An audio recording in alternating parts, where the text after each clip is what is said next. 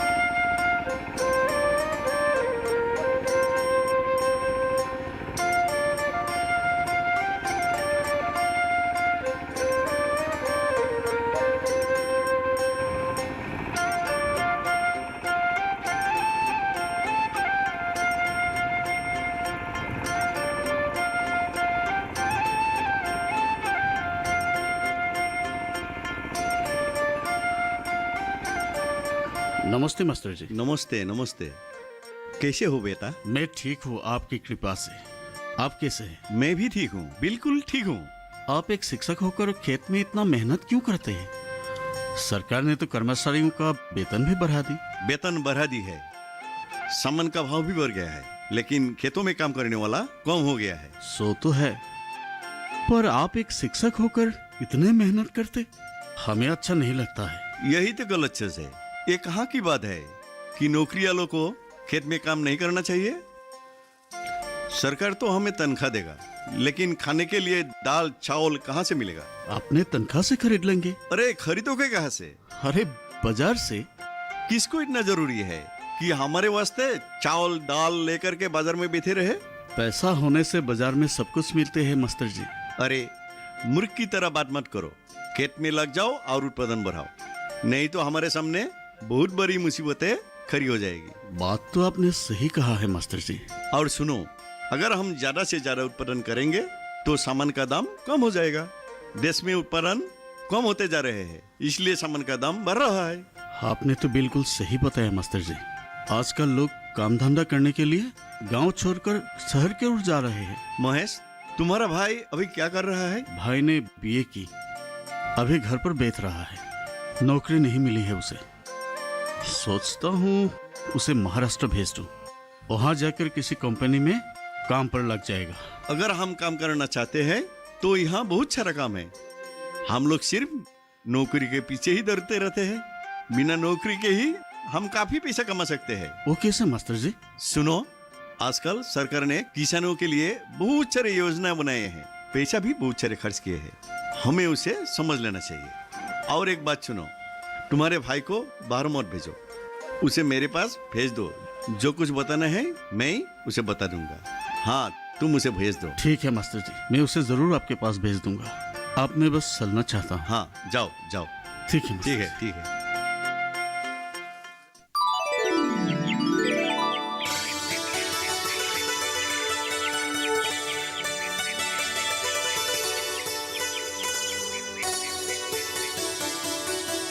सुनिए जी कहिए। सासा जी ने मुझे बुलाया था। हाँ, ठीक है, आप जरा बैठिए, पिताजी अभी आते होंगे। वो घर में नहीं है क्या? पिताजी बाहर गए हैं, वैसे आने का समय हो गया है। ठीक है, पिताजी आने से कह दीजिएगा दीप नाम का एक लड़का आया था उनसे मिलने के लिए। आप बैठिए, कम से कम एक कप चाय पी लीजिए, नहीं तो पिताजी मुझे ही डांटेंगे। नहीं नहीं, अभी नहीं, फिर कभी आऊंगा तो पी लूंगा जरूर, लेकिन सासा जी से कह दीजिएगा। हाँ ठीक है, अब आएगा जरूर। जरूर।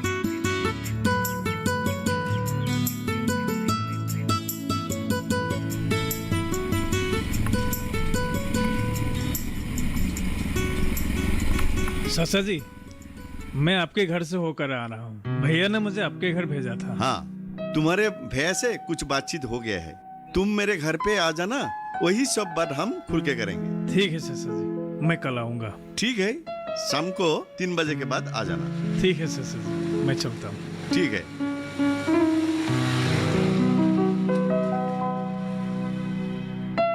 दीप हाँ। आ गया? मास्टर जी से मिला? मिला, पर रास्ते में मिला। कल घर में बुलाया है। ठीक है, जाकर मिल लेना। ठीक है। समझ में नहीं आया कि किससे कब कैसे और कौन सी मदद मिलती है। वही तो, कल जाकर देख लूं क्या कहते हैं। मास्टर जी से थोड़ी सावधानी से बात करना, जैसे वो बुरा ना माने। हो जाएगा भैया। आप मेरे कारण कभी कहीं पर अपमानित हुए हैं क्या? ऐसा क्यों सोचते हो?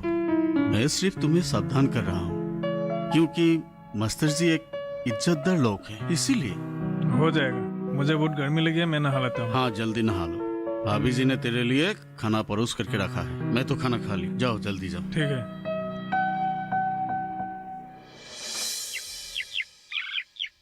पिताजी, आपके गर्म पानी तैयार है, आप नहा लीजिए। ठीक है, ठीक है, मैं नहा लूंगा। तुम कॉलेज जाने की तैयारी करो। ठीक है। सासा जी नमस्ते। ओ नमस्ते नमस्ते, आओ बैठो बैठो। आप कुशल तो है ना? बिल्कुल कुशल हूँ। बेटी, और एक कप चाय लेकर आओ। नहीं नहीं नहीं, दीप आया है। मुझे नहीं चाहिए, मैं अभी पीकर आया हूँ। एक कप चाय ज्यादा पी लेने से कुछ नहीं होगा, पर तुम्हें एक काम के लिए यहाँ बुलाया हूँ। कहिए सासा जी, क्या बात है? सुना है तुम कंपनी के काम के लिए बाहर जा रहे हो, क्या ये सच है? जी सासा जी, सोच रहा हूँ। अगर हमारी यहाँ कुछ काम मिल जाए तो बाहर जाना क्या जरूरी है? हाँ सासा जी, अगर यहाँ कुछ काम मिल जाए तो क्यों मैं बाहर जाऊँ? बहुत खूब, बहुत खूब। तुम्हारे भैया ने मुझे बताया है कि तुमने बीए पास किया है। जी सासा जी, मैंने बीए पूरी कर ली है। मेरे बेटे ने भी एमए पास करके खेतों में लग रहा है। उसको नौकरी के बारे में मैंने एक बार बोला था, लेकिन उसको नौकरी में इंटरेस्ट नहीं है। सिर्फ उसको खेती बाड़ी में इंटरेस्ट है और उसे उत्पादन करने में ही ज्यादा दिलचस्पी है। पर सासा जी, हमारा तो खेती करने के लिए जमीन भी ज्यादा नहीं है। अरे उसकी चिंता मत करो, तुम सिर्फ खेतों के काम पर लग जाओ। सारी चिंता मुझ पर छोड़ दो, मैं तुमको हर तरफ से मदद करूंगा। मेरा कोई शिकायत नहीं है, आप जैसे कहेंगे मैं वैसे करने के लिए राजी हूँ। ठीक है, तुम्हारे जितने सारे जमीन है उसमें खेती करना प्रारंभ कर दो। मेरे बेटे को सरकार की तरफ से कितने सारे सुविधाएं मिले हैं, तुम भी इसमें भागीदार बन जाओ। सासा जी, क्या ये सारी सुविधाएं हमें भी मिलेगी? अरे क्यों नहीं मिलेगी, तुम सिर्फ काम में लग जाओ। हमारे राष्ट्र का अफसर के साथ अच्छा संबंध है और कुछ दिन बाद उसको पुरस्कार मिलने वाला है। सच सासा जी? हाँ, अरे सुनकर तो मुझे बहुत खुशी हुई। अगर समय हो तुम भी उस दिन मीटिंग पे आ जाना। जरूर आऊंगा। हाँ, आने से तुमको बहुत अच्छा लगेगा। आप सिर्फ मुझे उस सम्मेलन का खबर हाँ, दीजिएगा। जरूर दूंगा, जरूर दूंगा।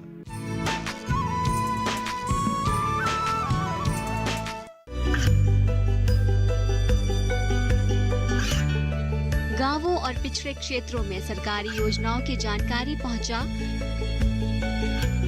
देश में कौशल और क्षमता विकास कर ग्रामीणों को सामाजिक बदलाव और विकास से जोड़ने की दूरदर्शन किसान की पहल चौपाल चर्चा देखें सोमवार से शुक्रवार सुबह 9 बजे।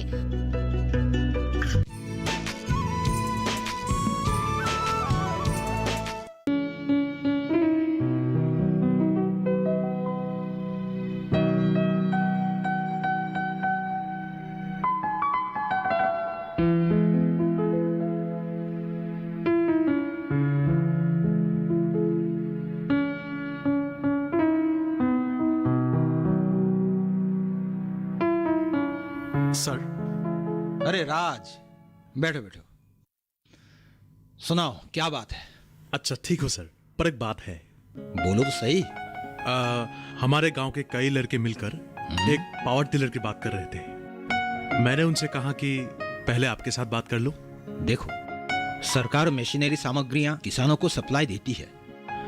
अगर तुमको ऐसे ही इन्हीं और लोगों से जान पहचान है तो एक ग्रुप बनाकर एक फॉर्मेट में मुझे दे देना। धन्यवाद सर।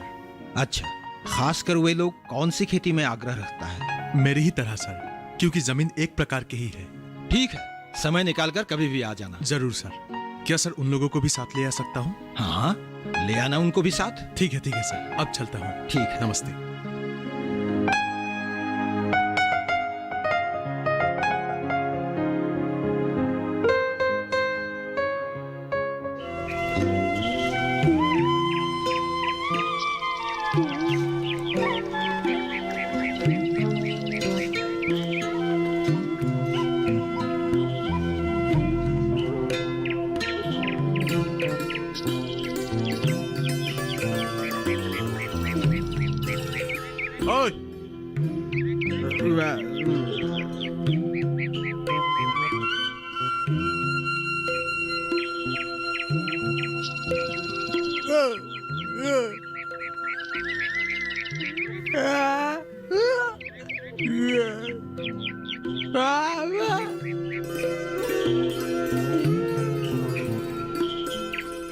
अच्छा रेनू, राज भैया नौकरी नहीं करके खेतों के काम में क्यों लग रहा है? राज भैया को नौकरी करना पसंद नहीं है। वो एंटरप्रेन्योर होना चाहता है और साथ में अपने साथियों को भी सहायता करना चाहता है। इतनी अच्छी मार्क्स लेके एमए पास किया है, फिर भी नौकरी नहीं किया? खुद तो नौकरी किया नहीं, सिर्फ खेत में ही बैठता रहता है और पिताजी को भी आराम करने का मौका नहीं देता है। सिर्फ खेत के बारे में ही बोलता रहता है। ओ, ऐसा है क्या? तुम लोग भी अच्छी तरह से काम में लगे रहना। अभी अभी राज को हमारी कृषि विभाग की तरफ से एक सफल किसान के रूप में अवार्ड मिलने वाला है। तुम लोग भी अच्छा से काम करो, हमारी मदद पूरी तरह से मिलेगी। राज तो हमारे गांव के ही है, जरूरत हो तो सुझाव ले लेना। हाँ जरूर, अगर कोई असुविधा हो तो मुझे बता देना, और मेरे पास कुछ सामग्रियां भी है। ठीक है, सुनकर बहुत खुशी हुई। हम भी कुछ सामग्रियों की कमी के कारण अनेक प्रकार की दुविधा में फंस जाते हैं, जैसे रुपया, पैसा, खाद, कीटनाशक आदि। कभी कभी तो हिम्मत से हार जाते हैं हम। अरे कीटनाशक और खाद की कोई कमी नहीं है, सरकार की तरफ से इसकी पूरी सप्लाई है। बस इसकी भुगतान की तरीका अपनाना चाहिए और इन्हें अच्छी तरह से इस्तेमाल करना चाहिए। हम क्या देखते हैं, कुछ लोग हैं जो इसे अच्छी तरह से उपयोग नहीं करते। ये अच्छी बात नहीं है।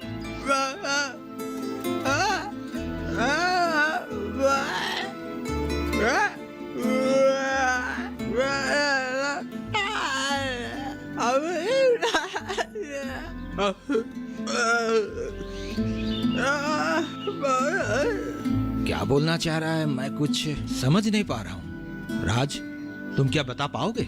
क्या है ना सर, मेरा दोस्त हल नहीं चलाएगा, ट्रैक्टर चलाएगा।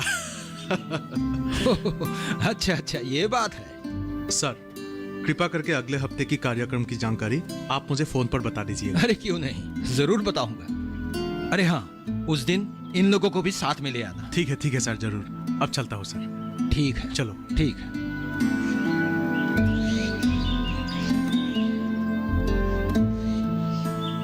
राज। पिताजी। अच्छा, तुम अमयापुरी के महेश के भाई को जानते हो ना? हाँ जानता हूँ। वो कुछ काम के लिए महाराष्ट्र जा रहा है। हाँ, कंपनी के काम के लिए। अच्छा। लेकिन मैंने उसे जाने से रोका, क्योंकि खेतों के काम में ज्यादा लाभ होता है। उसका नाम है दीप। हाँ। वो बीए भी पास किया है। मैं चाहता था कि वो खेत के काम में जुट जाए। तुम्हें उसे मदद करना पड़ेगा, करोगे ना? ठीक है, अगर हमारे पास आ जाए तो देखूंगा। हाँ, जरूर मदद करना पड़ेगा। मैंने कब कहा नहीं करूंगा, उसका भी तो मन होना पड़ेगा।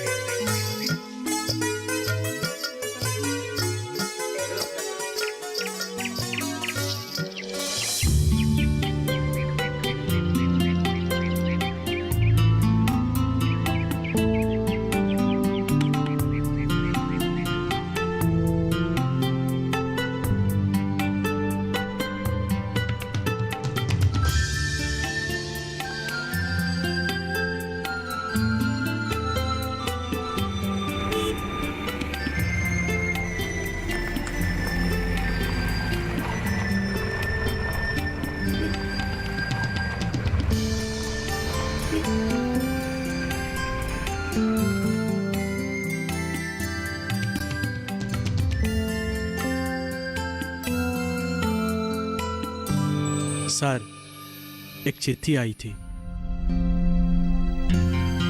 ठीक है।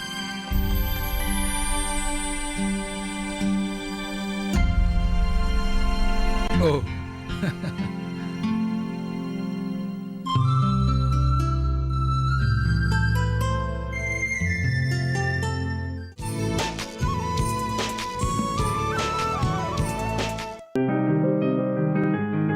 बीमारियों से कैसे बचेगी फसल? मवेशियों की मुश्किलों का क्या है हल? कहां से लाएं बीज, कितनी लगेगी खाद? किसानों के हर फोन का विशेषज्ञ देंगे जवाब। देखिए हेलो किसान लाइव सोमवार से शुक्रवार शाम 6 बजे।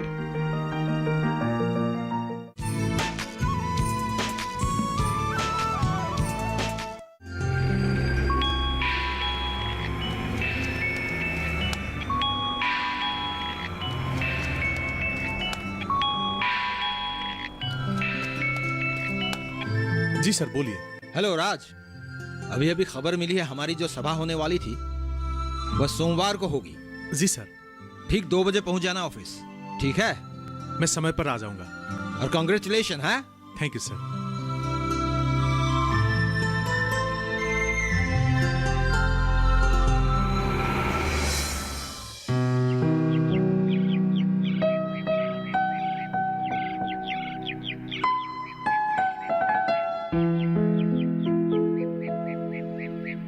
आज मीटिंग में शामिल होकर बहुत अच्छा लगा। हाँ, वो तो है। और पुरस्कार आपको भी एक दिन मिलना पड़ेगा। अगर तुम साथ दोगे तो हम जरूर कर पाएंगे। जरूर साथ देंगे, केवल अच्छी तरह से काम करना। मन में आलसी भाव कभी मत लाना। कभी नहीं लाऊंगा। हाँ, और एक अच्छी खबर है। क्या खबर है? 2-3 साल पहले इस इलाके के लिए मैंने जल सिंचन का आवेदन किया था और बहुत जल्द ये काम होने वाला है। ये तो बहुत अच्छी खबर है। हाँ, ये प्रोजेक्ट शुरू होने से हम लोगों का बहुत सुविधा होगा। इसके साथ साथ डीजल और पैसों का भी बहुत बचत होगी। इस काम को जैसे तैसे करना ही होगा। आपको भी मुझे सहायता करना होगा। जरूर, हम लोग आपस में मिलजुल कर इस काम को आगे बढ़ाएंगे। ठीक है? ठीक है। तो हम चलते हैं। ठीक है।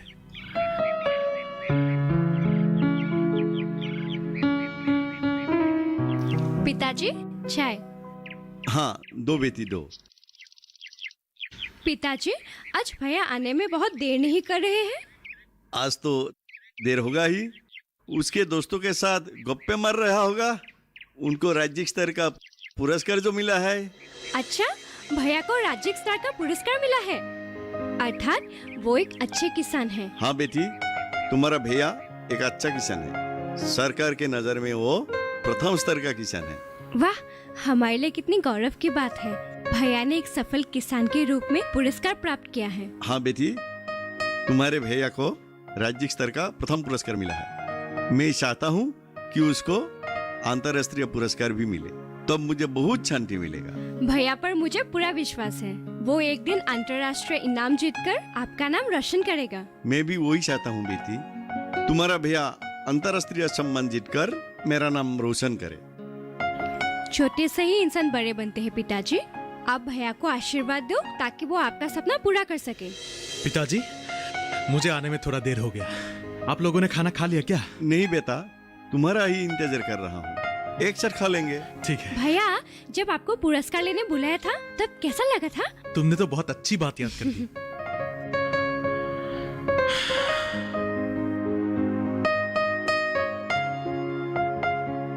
आज जब मैं अवार्ड लेने के लिए स्टेज पर चढ़ा और अवार्ड ले रहा था, तब उस मैट्रिक के रिजल्ट के दिन याद आ गया। उस दिन सर मैडम लोग मुझे लेकर गर्व किया था। पंचायत सभापति ने गामसा देके सम्मान किया था और पिताजी ने तो मुझे गोद में लेके नाचने लगा था। ये सब याद आ रहा था। और क्या है जानते हो? क्या भैया, बताओ ना।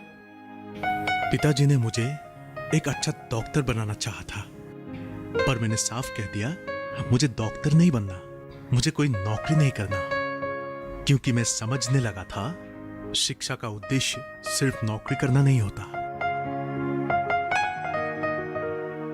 मैं इसी कृषि क्षेत्र में ज्यादा अध्ययन करके अपने घर के लिए, अपने गांव, अपने देश के लिए कुछ न कुछ अच्छा करना चाहा। ऐसी कई सपने मेरे आंखों में झलकता था। रेनू, आज मां की बहुत याद आ रहे हैं। भैया, वो तो ईश्वर का महिमा है बेटा। सही अर्थ में राज ने आज अपना सपना पूरा कर लिया। सुनो दीप, जी भैया। तुमको भी राज जैसे आत्मनिर्भरशील व्यक्ति बनना पड़ेगा। खेत में अच्छे किसान के रूप में परिचित होना पड़ेगा। राज जैसे लड़के ने ये विश्वास लाया है कि अच्छी तरह से लिखा पढ़ा करके नौकरी ना मिलने से भी लोग आत्मनिर्भरशील बन सकते हैं, और तुमको भी ऐसा ही एक आदर्शवान किसान बनना पड़ेगा। राज ने भी ऐसा ही कहा है भैया। क्या कहा राज ने? हम सबको आत्मनिर्भरशील बनना चाहिए। नौकरी के पीछे दौड़ने की कोई जरूरत नहीं है। नौकरी नहीं करके भी पैसा कमाया जा सकता है और समाज के ही नहीं, देश के एक अच्छे सम्मानीय व्यक्ति के रूप में परिचित हो सकता है। राज ने बहुत ही अच्छी बात बोली है। दरअसल राज एक ज्ञानी लड़का है। और राज ने तो हमारे गांव में किसान के लिए जल सिंचन का भी व्यवस्था किया है। सच में? हाँ भैया। ये तो बड़ी अच्छी बात है। जल सिंचन का व्यवस्था होने पर हमारा वाटर पंप का जरूरत नहीं पड़ेगा। डीजल का खर्चा बच जाएगा और कम खर्च में खेत भी होगा। ठीक है भैया, तो मैं थोड़ा खेत से होकर आता हूँ। ठीक है, जाओ, मैं थोड़ी देर बाद आ रहा हूँ। ठीक है।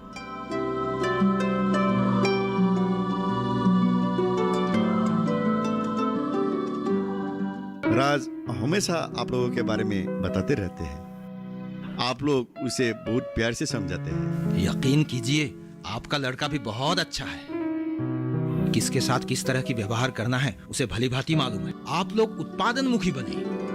आप लोग हमें जितना दौड़ाएंगे हम उतना दौड़ेंगे। सरकार के पास आपके लिए कई योजनाएं हैं। केवल आप लोग सच्चे मन से आगे बढ़ते रहिए।